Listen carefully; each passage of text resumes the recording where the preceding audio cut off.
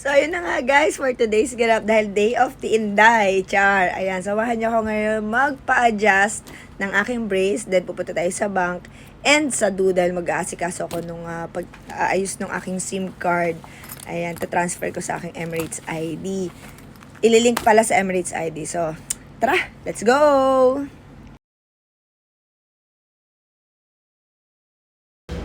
First stop natin ngayon, pupunta tayo doon sa isang kliniko saan magpapa-x-ray muna ako. Then, after doon sa clinic na yun, pupunta tayo doon sa isa pang kliniko saan magpapa-adjust ako.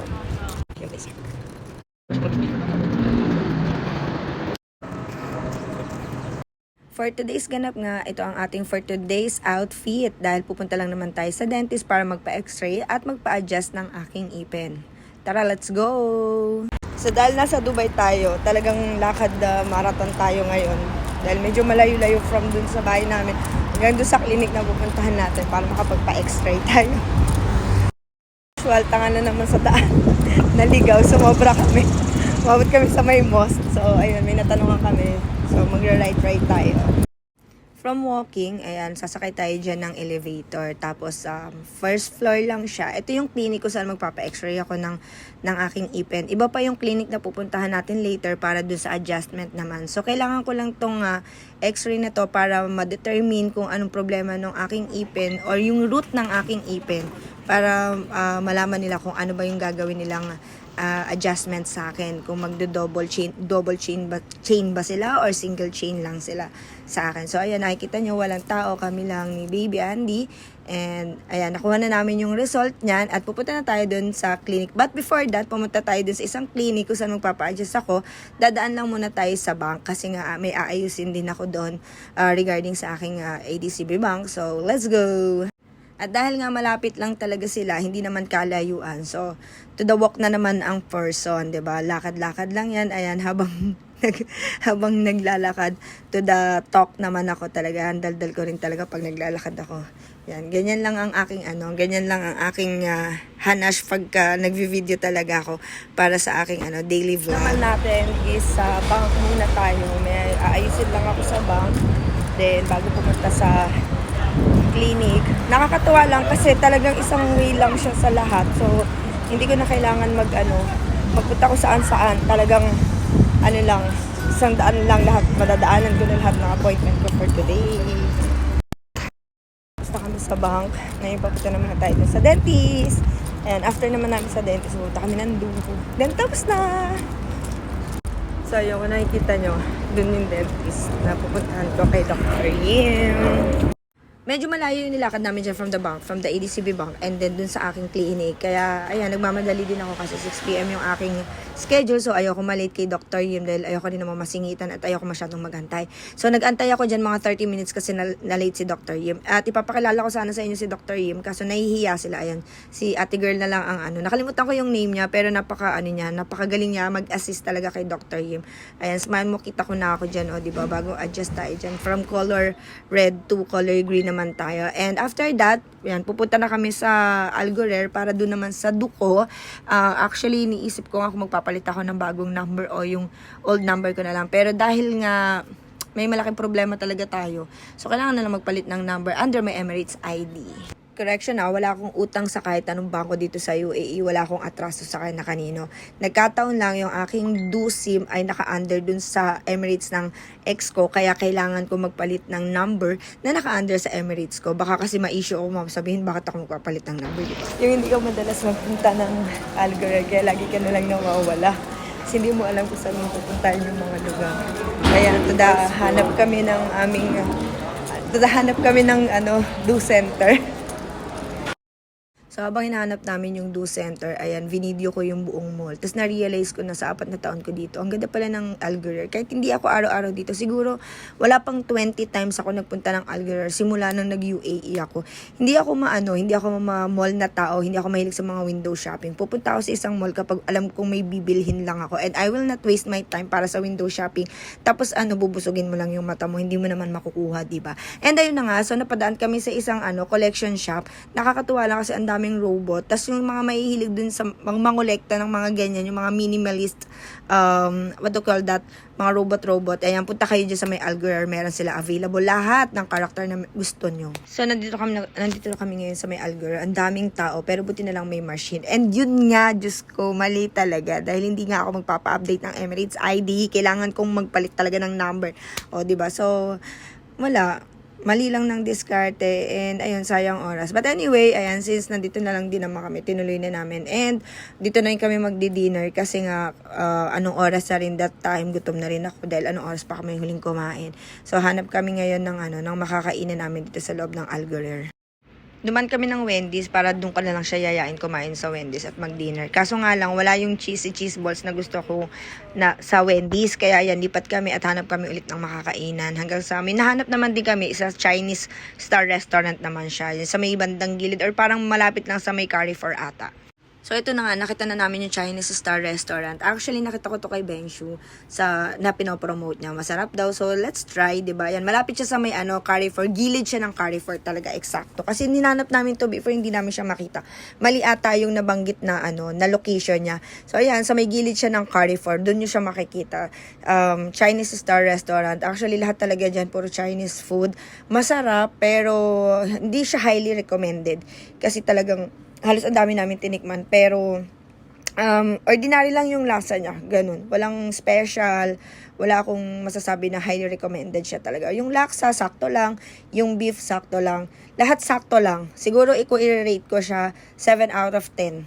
Talaga there's space for improvement. Charot. Hindi na kami ng mga noodles, so bibili pa kami ulit dito. Ayan, tatry namin. Parang gusto kong mag-try nitong mango sticky. Ayan, ang cute nung ganda. To, try natin to. Ito na yung kilala natin. Hindi naman, natikman ko naman na siya lahat. Kaso nga lang, di wala siyang mix eh. So, yun yung mga binili namin. Beef at charot. Mango sticky notes. So, bumili kami ng isang laksa noodles, tapos isang hong chow noodle in soup, then isang shrimp dumpling. Then, may binili kami bumili kami ng sticky rice, beef, and, ano yung isa? Kani cheese roll. Kani cheese roll. Antay na lang namin yung mga noodles natin. Dinner time! Dahil bad trip ako, di ko na-ayos yung saduk ko. Pero, na-achieve naman yung yung nagawa mo lahat ng kailangan mong gawin sa araw ng day off mo. Nakakaloka din. Tapos, ayan, bagong adjust tayo. Ganda ng ngiti. Sino ka dyan? Sinong mama mo dyan? Si Cadelia. Yung pinagtitrip. Ayan, ang daming tao. Ito yung Chinese Star Restaurant. Nakita ko lang siya kay Bengshu. Then, tatry natin. Laughing time. Food! Ang dami. Grabe guys, ang dami ng service, nakakaloka. Ito yung laksa. Tapos ito yung beef noodles. Then ito, yung shrimp dumpling. Samahan niyo ako magmukbang. Tara kain. Tayo, titikman natin ngayon yung laksa. Kung masarap siya.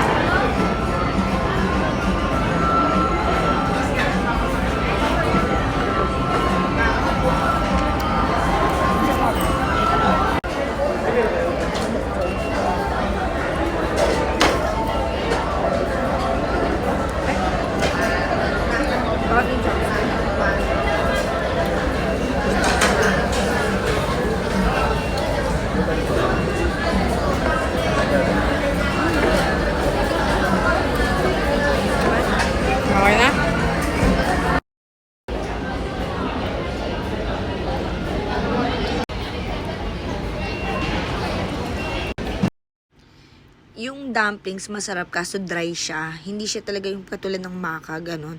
Pero sabi nila maka din daw yun eh, halos maka. Pero hindi siya soft. Tsaka kulang talaga, dry talaga siya para sa akin. Yan, para sa akin kung i-rate ko 5 out of 10. Dry kasi siya. So try naman natin yung etong beef na in-order namin.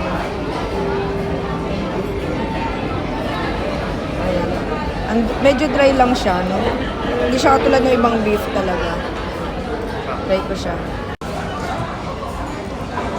So, try natin yung beef na dinip natin sa niya, sauce niya.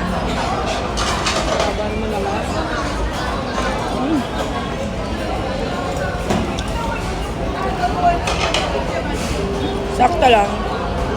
Dry siya. Hindi siya juicy. Pero masarap. Saman natin ay itong beef. And beef ano yan? Basta beef soup. Tapos na kaming kumain. Hindi namin nakain yung sticky rice at saka yung ano yun? Kani sushi.